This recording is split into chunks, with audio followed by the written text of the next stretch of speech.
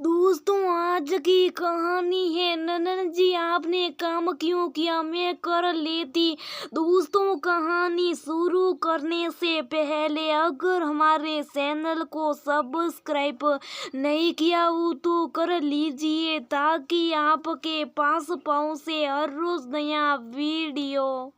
हाँ बोल, क्या हुआ तुझे, ऐसा क्यों बोल रही अपनी बहन निधि की आवाज सुन नैना ने पूछा। क्या कहूँ दीदी, आज मम्मी जी बता रही थी मेरी ननन आने वाली है छुट्टियों में। कौन निया, तो इसमें उदास होने वाली कौन सी बात है।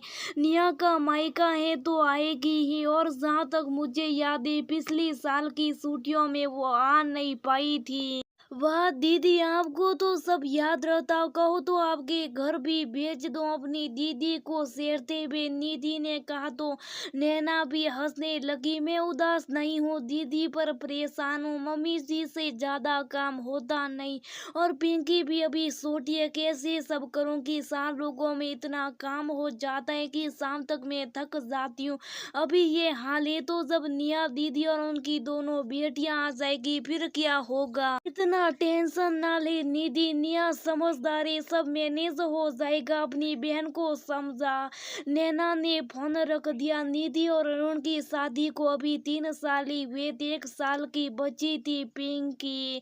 अरुण से निया उम्र में काफी बड़ी थी और शादी भी बहुत पहले हो चुकी थी।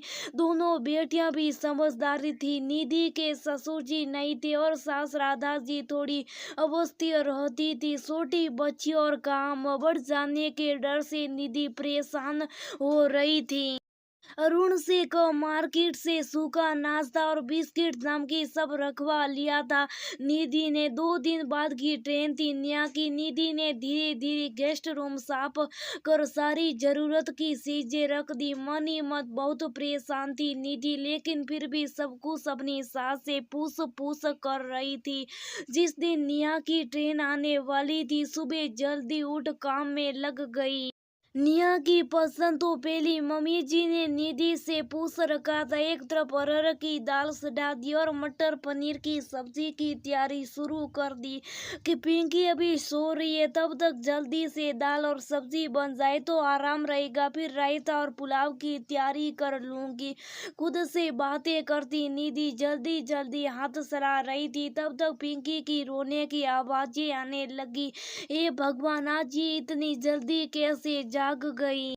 परेशान हो पिंकी को गोद में ले रसोई में जाने लगी। तब तक राधा जी पूजा करागी। बहू पिंकी को मुझे दे और ज्यादा कुछ बनाने की जरूरत नहीं, एक सब्जी दाल सवाल बहुत है, कोई मेहमान नहीं ने, और तू इतनी गर्मी में अकेली क्या क्या करेगी। लेकिन मम्मी जी ऐसे अच्छा नहीं लगता। मेरी शादी के बाद पहली बार बच्चों को लेकर दीदी आ रही है। जो भी हो बहू, निया कोई मेहमान नहीं है, जितना बोला उतना ही खाना बनेगा। मन ही मन निधि खुश भी हो रही थी। चलो कम से कम मेरी सास तो समझदार है। निया और बच्चों के आते घर में रौनक सी हो गई थी। पिंकी भी खुशी खुशी अपनी दोनों दीदी और बुआ के साथ खेलने में मस्त थी। ऐसा नहीं था कि निधि और हाथ में कोई अजब बनती, लेकिन काम बढ़ने के डर से निधि परेशान थी और खुल के खुश नहीं हो पा रही थी। अगले दिन रविवार था तो अरुण की भी छुट्टी थी। जब निधि सो के उठी तो निया दीदी, मम्मी जी और निया दीदी की दोनों बेटियां बाहर लॉन में बैठी बातें कर रही थी। अरे निधि, जाग गई तू, आ जाओ यही हमारे पास बैठो और अरुण को भी जगह दो तो वो भी यही चाय पी ले हमारे साथ, निया ने निधि को कहा। ठीक है दीदी, मैं चाय बना के लाती हूँ, निधि ने कहा। उसकी टेंशन ना लो, चाय बनी हुई है, प्लास्टिक में है, बस तुम दोनों फ्रेश हो जाओ। निधि और अरुण फ्रेश हो आके और सब सुबह सुबह की ठंडी हवा का मजा लेते, हंसी मजाक करते, गप्पे मारते चाय के मजे लेने लगे। निधि का बिल्कुल मन नहीं लग रहा था बातें करने में। इतनी देर में तो सब्जी बना देती। दिन सड़ने से रसोई में कितनी गर्मी हो जाती है, क्या करूं। ठीक है दीदी, आप सब बातें करो, मैं तब तक सब्जी बना देती हूँ।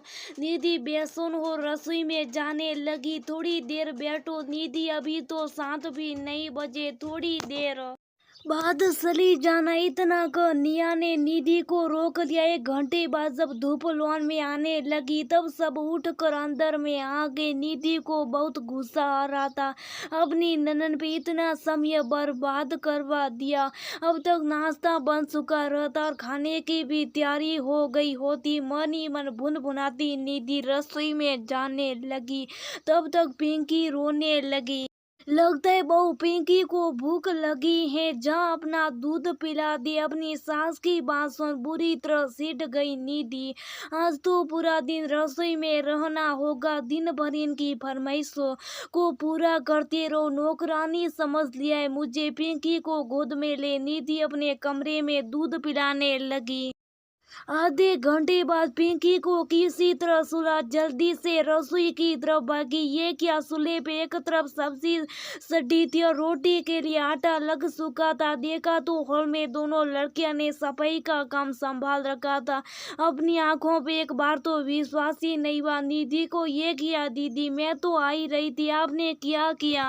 तो क्या हुआ निधि, छोटी बच्ची है तुम्हारी और माँ ने बताया आजकल काम वाली ने भी छुट्टी कर रखी। इतनी गर्मी, सब मिलके करोगे तो काम भी जल्दी हो जाएगा और सब गप्पे भी लगा लेंगे। साथ साथ अपनी सोच पे शर्मिंदा हो उठी निधि। मैंने क्या क्या सोच लिया था निया दीदी के लिए, और उन्हें कितना ख्याल है मेरा। ठीक है दीदी, पर सोनी मोनी भी सफाई में लगी, हमें आदत है मामी, हम अपने घर में भी करते। दोनों ने एक बार सफर में अपनी मामी को कहा, सही का बच्चों, निया ने हंसते हुए कहा, हम यहाँ तुम लोगों के साथ समय बिताना है। निधि तुम अकेली सब करो और मैं बैठी रहूं तो ये क्या अच्छा लगेगा? फिर तो मेरा आना ही तुम्हें बहुत लगने लगेगा, और मैं तो यहाँ अपने भाभी के साथ खूब कुछ खूबसूरत पल बिताने आई हूँ, ना कि तुम्हारा काम बढ़ाने या तुम पे बोझ बनने। नेहा की बात सुन निधि ने प्यार से अपनी ननद को गले लगा लिया। आप जैसी ननद कभी अपनी भाभी पे बोझ नहीं हो सकती दीदी।